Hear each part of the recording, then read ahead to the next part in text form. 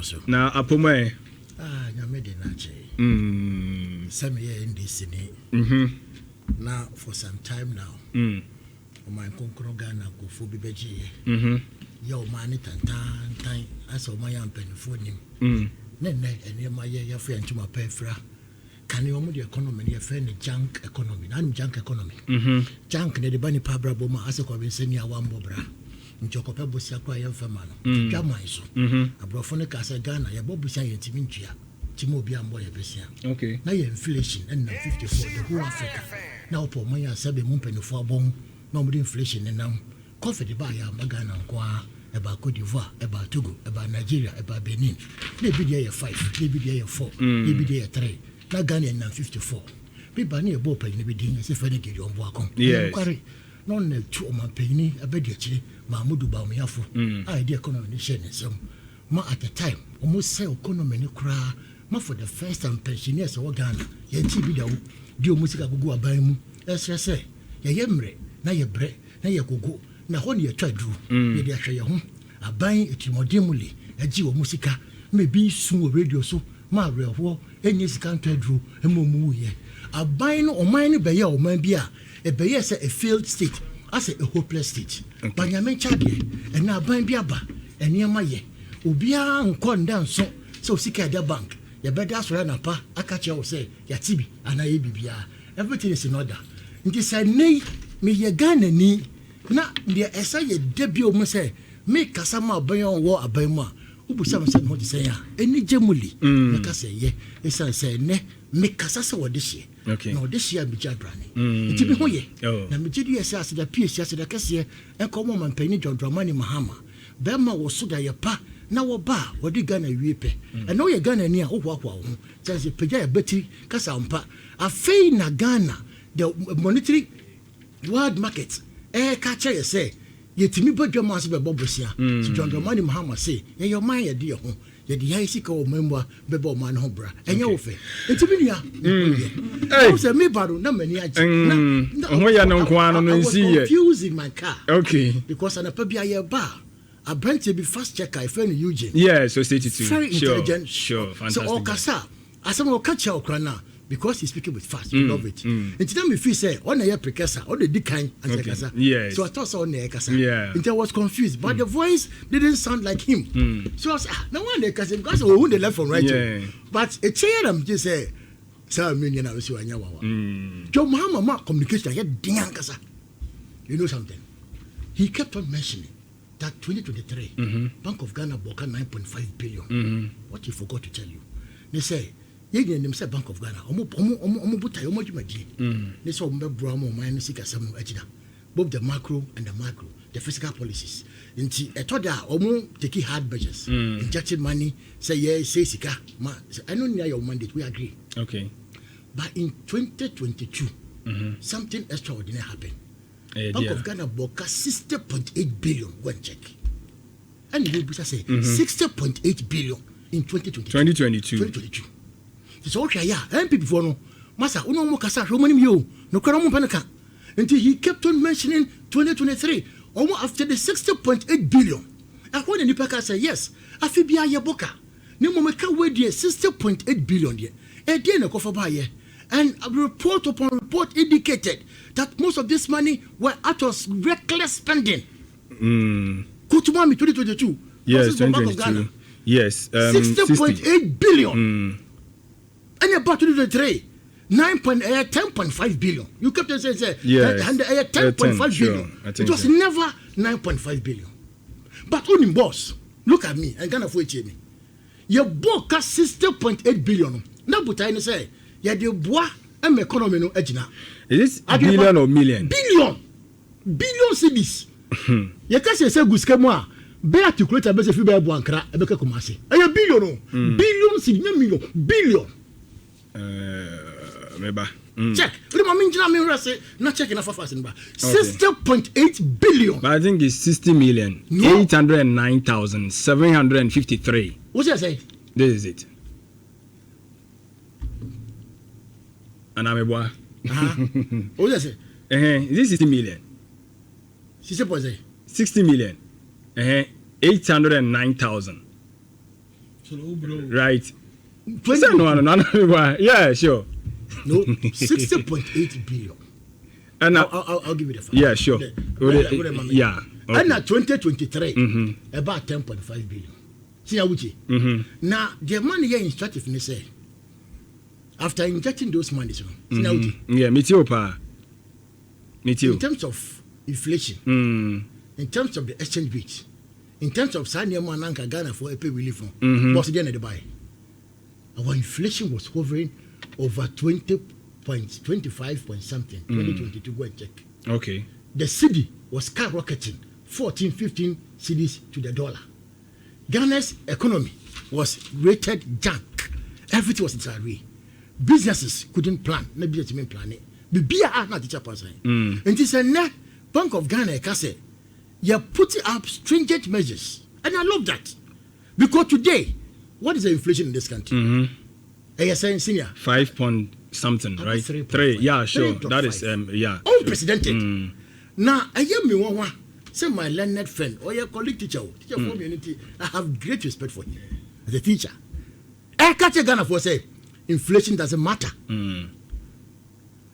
Boss. Okay. Me too, pa. Me too. Is this reflecting say 3 years ago and last year, this time, you had a bro bought 12 million. 9, a bro at 3.5. On my period in Kwassamana. I would have catch me in Ghana. Into my period in Kwasam. And the Obianti Minkasa. Thank you.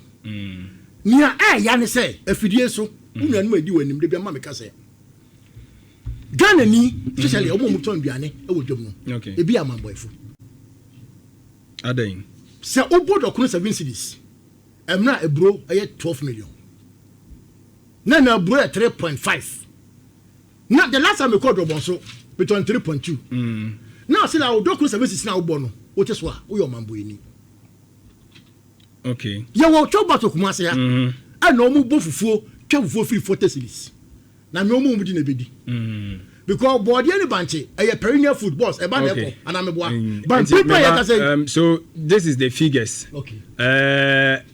I know actually a car, yeah, but from 2017 to a year 2025, I can't want some billions. Billions. No, but okay, figure now. The money is in 60,000. That is in town. No, it's in 60 million. 3 zeros count once away number. That's how they code their money. Bank of Ghana. No? Yes, 3 zeros count once away number. But the amount young someone said for the billions, you know, were added to it for you to see. Boss, right? 2024, 2023, 10.5 billion. 3 zeros before this. But put it and check them out. No, that's how they say. 3 zeros before this. Oh, okay. That's why it's costed in billions. Oh, okay. 3 zeros before this. Since I know, yes, so you check it.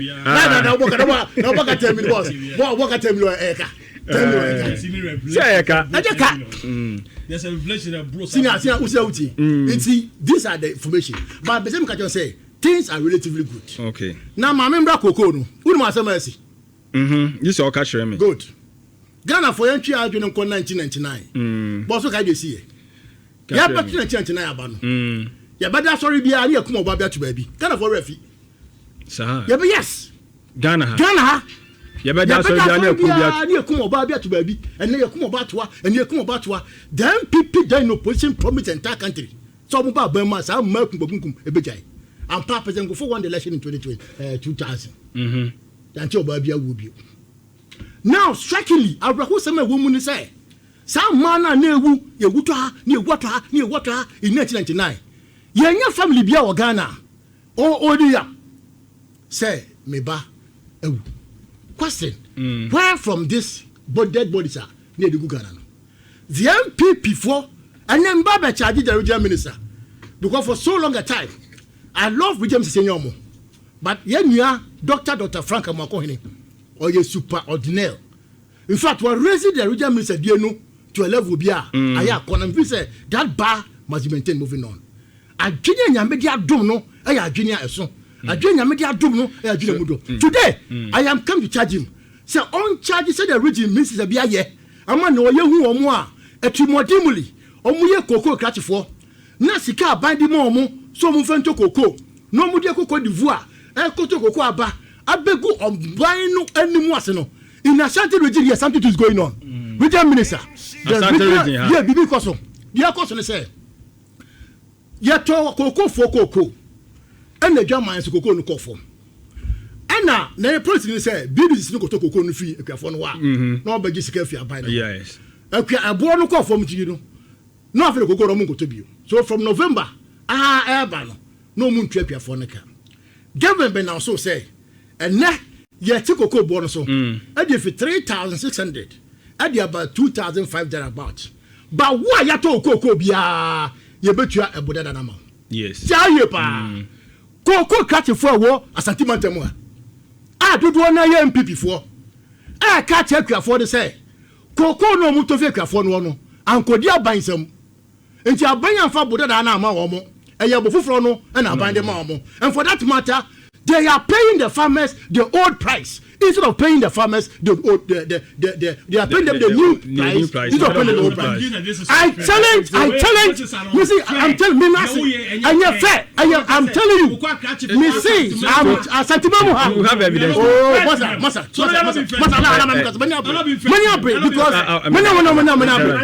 I challenge the regional minister. I challenge the security coordinator. I change all the operatives. Sir, woman Coco Aquati for no. Woman Jessica Banchabo with respect to both of the Momo. No more Jessica Coco Aquati for no. A trouble Coco for no. Because what is happening in all the remote areas, they say, Etimodimuli, and God will punish them. I say this because Mercy Okaho. Or Mercy Coco grab Jenny, and then Lucas say, what's this kind of one in the China? Now, I've reported the deal to the regional security coordinator. Okay, but we say, Omu escalated to the whole region. No more say. Sika say na bandi ma womo so mu ntwa makuafo no na ho na ne adu koko o say mo obodo da no a ti modimuli na we nyina megide so mo here because MPP foko afun ko che no there's a scheme this administration you cannot meet what we there say here no ko say no kure regional minister Michiudi I am commissioning you the regional security command Michiudi because you are here sa MPP deal of way egu mani ase aban this kind of mawomo and no mu ka chekwafo ne say aban twaye and for that matter ebu fufuro no and no betua all in the name of politics greed and corruption and as a government it's as a migidi koko kwari a wuche me ne wo aban to koko and say na all now so the new price no aban say ebu dada no di mawomo so koko kati so udiwo so bi auto koko say on fa Buddha de mawa and plena okay no poso to bi and what oton Buddha da nim e bra ya ba na so and what dey above for skamona ma kukujo ko DC wo ko police station go and report because these people and never way no mo so mu hamlet o mo so mu ko so mu here edi bu o man no fi now to the area of development maybe now we move to that but mbasi we on Bank of Ghana for the no now yen nyina ya dia tum say o hwe o mo adwuma wo so o mo ye na nka we mfum so bi ani thank you but the question is adena na mo wo position no Dr. Addison the same thing and on so ye chese na mo call for say yen chene ne ade or momentum a difference be na na what Dr. Addison ye no se see ya obai one man be 10,000 fenye studio and my man establish we I think say zeros now can yes it is yeah sure thank you boss me after 30 years of teaching me a boss sorry pen you know said me I may make mistake it will okay say here and can apologize to my fellow listeners for my mistake but I won't come here I feel the case way to spew falsehood no one me that way says can get 6.8 billion that is why your own code 2022 no code 2023 no and that's I know you very well but I know nothing so woman me 60 million say me friend studio now Panama talk camera faith mo camera dey be am ko say mcho mpo say me ko nchira o mo camera obi adire chi o ko hard machine na ko hard machine na u panesi ya ha kama na me ka say me boka 75 million o hwe dwuma amadi na hwe say mpo ka say me use 60 million but 75 million aya o be ka say mo piafo because my yard and am bo sure but o mo 60 million now baba na old camera ya dey atiche mu say ya na ye ko ni say yi eni mo nko yie e dem time you question me what are you 60 billion for even though be na mantra nya make go say Bank of Ghana inject that huge money it must come with corresponding dividends and we want to see inflation say cut down spiral We want to see the exchange rate say stabilizing. We want to see price and goods of services say yeah. Now after injecting 60 million, inflation in 2022, now you're 54. So it doesn't make economic sense. What's I getting my point? Say we are injecting 19.something, 14.something billion. It's 15. We are 15 billion. Yeah. We have seen inflation at 3.5. It means there's a cost, but there's a dividend. The exchange rate is relatively stable. Price of goods and services are relatively low. Just you know, but I enter your book, no. And yes, I never way I near person your sum a man above from. Okay. This old book can be less above from one. And the name for so dear Papa be a bacana or boy and so. And I'm a one. But so book can be let's say inflation. And yet on the skyrocketing. Interest rate is Dr. Anderson say also inflation will reduce about at the time I hear 60.8 billion make so I beginning go and check again feature about say in 2017 2018 it was 1.something billion 1.2 they go and check I can attest to the fact and then yet huge sir 1.2 1.3 1.4 billion never so that year 60.8 and I don't care yes, because now you said it. So there was COVID. The things were not just normal. Until let me inject something to stabilize the economy. But say we inject it, now you won't any stability. We have to question it. Yes, I understand that. And that's why that particular year you saw that loud voices. But the thing is, on say wow, can you COVID and then some of crisis and a war compared to more time. The man this a mambo ni a child money say. Samin Kwana Metia. Na me no bia dem ho compare na. I shall be job nim sam your brane. And I'm a one. Judge what my money so a brane pan of so power. But President Clinton ba Ghana Jan change picture no. He won't say yes, I'm member be the biachi. I get judge the picture go yes. Yeah. They get that but. So all the points. Sure. Into always when you do comparison, you can say whether you are doing well or not. Yeah. Me catch us a COVID, a striking yina. Now they be an Cote d'Ivoire year PS, I tidy a home company. At the point I know your inflation 54. Now Cote d'Ivoire year 5. At the point I know interest rate Ghana a many economy. Now Cote d'Ivoire year. And if they same factors, I can't come in with the change. Same factors I can't come in. Never could year a year. Never could year scaracha. It means somebody's doing something right. Then bring you back to the man in this year, say good man gets cocoa price. Ghana, Africa, Upe 2 countries are Omu cocoa. Producer, a Cote d'Ivoire followed by Ghana. Yeah, sure. It is a movement Biaba Ghana. We want to see whether Cote d'Ivoire, some movement in Abiako. Before you can say no, say Cote d'Ivoire pricing was raw. Not Ghana pricing for ma. Because then Ghana for more than when there was a reduction of price in cocoa here, and the Ghana cocoa bottle to meet cocoa bottle in Cote d'Ivoire. So it tells you say, is grounded and we are doing something right. But in their case, now do we compare our peers in Africa? Ghana was singled out. At a point in time, our currency became useless. The most worst performing currency in the whole of Africa. Our economy, junk. Everything was in disarray. To the extent that we were clouded. And then you free world market. So, your money amobra. That was the state IMPP Ghana could do. The question is, I must be proud as a member of the NDC.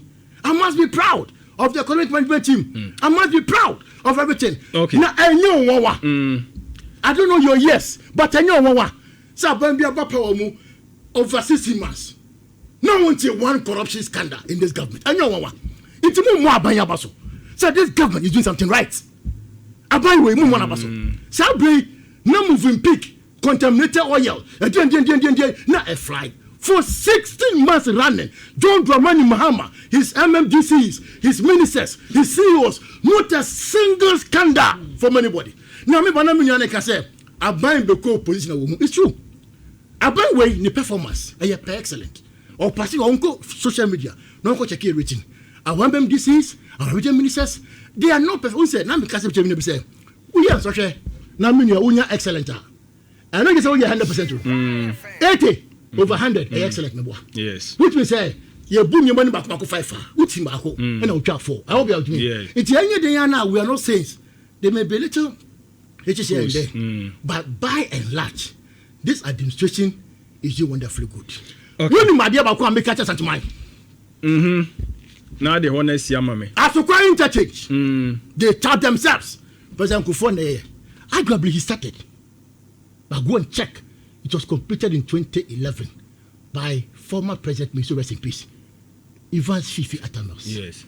So for like interchange, one of the pillars he said here, or my son, it took the NDC administration to come and continue. MPP promised Asante 5 interchanges.